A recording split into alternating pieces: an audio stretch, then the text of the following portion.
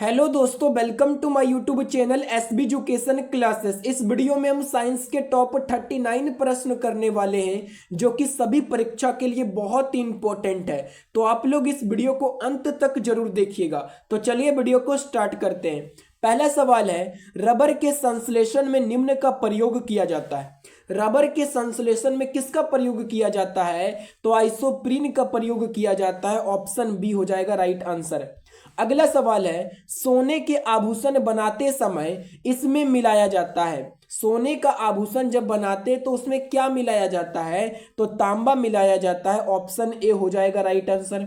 अगला सवाल है, नाइलॉन बनाने में प्रयुक्त काच पदार्थ है।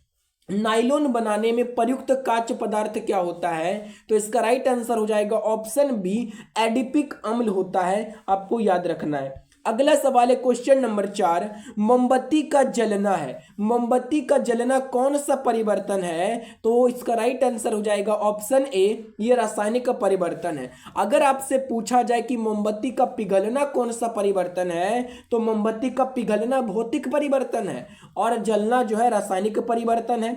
अगला सवाल है क्वेश्चन नंबर 5, आतिशबाजी में हरा रंग किसकी उपस्थिति के कारण होता है? तो इसका राइट आंसर हो जाएगा बेरियम। आतिशबाजी में जो हरा रंग होता है वो बेरियम की उपस्थिति के कारण होता है। अगला सवाल है क्वेश्चन नंबर 6, कपूर को किस विधि द्वारा शुद्ध किया जाता है? जो कपूर होता है उसको हम ऊर्ध्वपातन विधि के द्वारा शुद्ध करते हैं।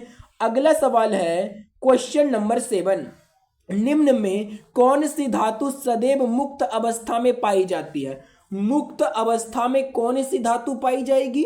जो है कम क्रियाशील होगा, यानी कि कम क्रियाशील होने के कारण वो जो है हवा के साथ रिएक्शन नहीं करेगा, वही तो पाया जाएगा मुक्त अवस्था में। तो इसका राइट आंसर हो जाएगा ऑप्शन ए, सोना। जो सोना होता है वो मुक्त अवस्था में पाया जाता है, क्योंकि जो सोना है वो बहुत ही कम क्रियाशील होता है। आपको याद रखना है। अगला सवाल है, पुराने तेल चित्रों के रंगों को फिर से उभारने के काम आता है। यानी कि पुराने तेल चित्रों के रंगों को फिर से उभारने के काम में कौन आता है? तो इसका राइट आंसर हो जाएगा option B, hydrogen peroxide. Hydrogen peroxide जो है पुराने तैल चित्रों के रंगों को फिर से उभारने के लिए काम आता है। अगला सवाल है क्वेश्चन नंबर 9, निम्न में कौन सा तत्व सभी रंगीन यौगिक बनाता है? कौन सा तत्व है जो सभी रंगीन यौगिक बनाता है? तो क्रोमियम। ऑप्शन ए हो जाएगा इसका राइट आंसर। अगला सवाल है क्वेश्चन नंबर 10, सबसे हल्का तत्व है। सबसे हल्का तत्व कौन होता है? तो हाइड्रोजन होता है सबसे हल्का तत्व। आपको याद रखना है। अगला सवाल है, सोना किस अम्ल में घुल जाता है? सोना किस अम्ल में घुल जाता है? तो अम्ल राज में घुल जाता है सोना। और आपको कमेंट में बताना है हमको कि अम्ल राज जो है ये किसका किसका मिश्रण होता है, ये आपको कमेंट में बताना है। अगला सवाल है क्वेश्चन नंबर 12, दिया सलाई में प्रयुक्त होता है। दिया सलाई में जो है क्या प्रयुक्त होता है? तो लाल फास्फोरस का प्रयोग होता है। अगला सवाल है क्वेश्चन नंबर 13, युद्ध में प्रयोग की जाने वाली गैस ल्यूसाइट बनाई जाती है। जो युद्ध में प्रयोग की जाने वाली गैस ल्यूसाइट कैसे बनाई जाती है? तो इसका राइट आंसर हो जाएगा ऑप्शन सी, एसिटिलीन से बनाई जाती है। आपको याद रखना है। अगला सवाल है क्वेश्चन नंबर 14, लार में पाया जाने वाला एंजाइम जो कि स्टार्च को ग्लूकोज में परिवर्तित करता है क्या है? लार में पाया जाने वाला एंजाइम जो कि स्टार्च को ग्लूकोज में परिवर्तित करता है वो क्या है? तो इसका राइट आंसर हो जाएगा ऑप्शन ए, माल्टेज है। क्या है? तो माल्टेज है। अगला सवाल है क्वेश्चन नंबर 15, पेट्रोल में विषैला मिश्रित पदार्थ है। पेट्रोल में जो विषैला पदार्थ होता है वो कौन सा है? तो इसका राइट आंसर हो जाएगा option B, tetra ethyl lead है। ये पेट्रोल में विषैला पदार्थ होता है। अगला सवाल है क्वेश्चन नंबर 16, शुष्क धुलाई के काम आता है। शुष्क धुलाई के काम कौन आता है? तो इसका राइट आंसर हो जाएगा ऑप्शन बी, बेंजीन। बेंजीन का सूत्र क्या होता है? C6H6 होता है, जो कि शुष्क धुलाई में काम आता है। अगला सवाल है क्वेश्चन नंबर 17, दवा बनाने के काम आता है। जो होता है दवाई वो जो है कैसे बनता है? तो इसका राइट आंसर हो जाएगा ऑप्शन ए, बेंजोइक अम्ल।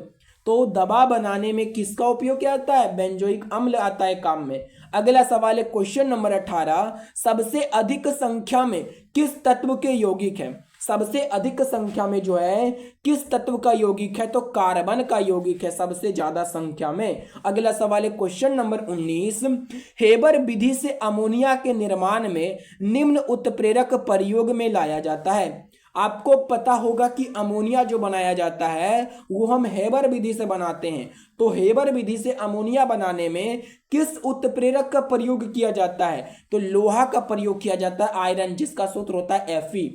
इसका प्रयोग किया जाता है अमोनिया बनाने में। अगला सवाल है क्वेश्चन नंबर 20, नीला स्याही बनाने में प्रयोग किया जाता है। नीला स्याही बनाने में किसका प्रयोग किया जाता है? तो फेरस सल्फेट का प्रयोग किया जाता है। ऑप्शन बी हो जाएगा राइट आंसर। अगला सवाल है रेयोन रेसे तैयार किए जाते हैं। रेयोन रेसे जो है ये तैयार किए जाते हैं किससे? तो इसका राइट आंसर हो जाएगा सेल्यूलोज से तैयार किए जाते हैं। अगला सवाल है क्वेश्चन नंबर 22, नाभिक का आकार है। नाभिक का आकार कितना होता है? तो 10⁻⁻15 मीटर होता है। अगला सवाल है क्वेश्चन नंबर 23, निम्नलिखित में अस्थायी कण है। अस्थायी कण जो है कौन है? तो वह है न्यूट्रॉन। न्यूट्रॉन क्या होता है? अस्थायी कण होता है। अगला सवाल है क्वेश्चन नंबर 24, किसी परमाणु के गुण निर्भर करते हैं। किसी परमाणु के गुण किस पर निर्भर करते हैं? तो इलेक्ट्रॉनिक संरचना पर निर्भर करते हैं परमाणु के गुण।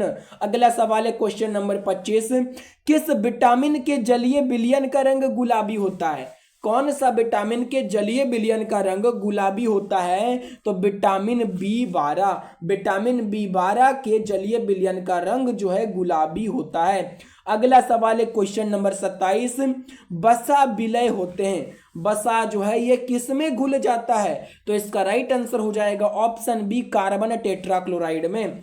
वसा किस में विलय होते हैं? कार्बन टेट्राक्लोराइड में। अगला सवाल है एस्प्रीन बनाई जाती है। एस्प्रीन जो है ये किससे बनाई जाती है? तो थैलिक अम्ल से बनाई जाती है। एस्प्रीन थैलिक अम्ल से बनाई जाती है। 28 का बी हो जाएगा। अगला सवाल है क्वेश्चन नंबर 29, एस्प्रीन का रासायनिक नाम है।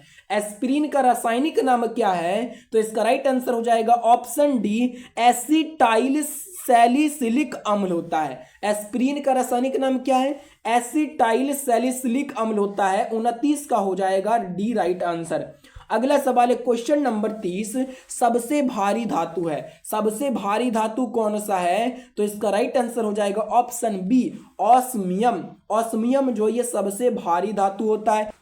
अगला सवाल है क्वेश्चन नंबर 31, स्ट्रेप्टोमाइसिन के खोज करता है। तो इसका राइट आंसर हो जाएगा ऑप्शन सी, बॉक्समैन है। अगला सवाल है क्वेश्चन नंबर 32, जल का शुद्धिकरण किया जाता है। जल का शुद्धिकरण कैसे किया जाता है?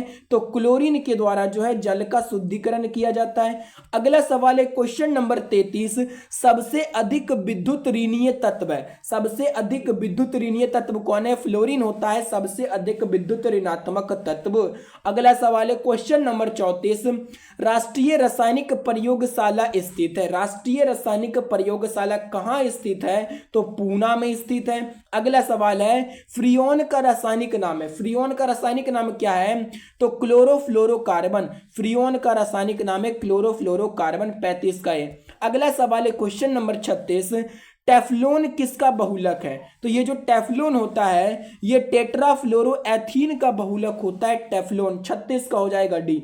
अगला सवाल है क्वेश्चन नंबर 37, संश्लेषित रेशा है। संश्लेषित रेशा कौन है? तो रेयॉन है। ऑप्शन ए हो जाएगा राइट आंसर।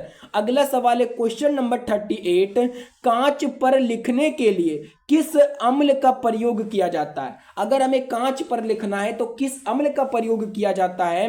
तो हाइड्रोक्लोरिक अम्ल HCl का प्रयोग किया जाता है। अगला सवाल है क्वेश्चन नंबर 39, समुद्री जल से नमक किस विधि द्वारा तैयार किया जाता है? समुद्री जल से जो नमक बनाते हैं वो किस विधि से बनाते हैं? तो बाष्पीकरण विधि से बनाते हैं। समुद्री जल को गर्म करते हैं, जो पानी होता है वो जो वाष्प बनकर जो है उड़ जाता है और जो नमक जो है बैठ जाता है। इस प्रकार हम नमक बनाते हैं। तो अगर आपको ये वीडियो पसंद आया है तो वीडियो को एक लाइक और हमारे चैनल को सब्सक्राइब कर लीजिएगा। धन्यवाद।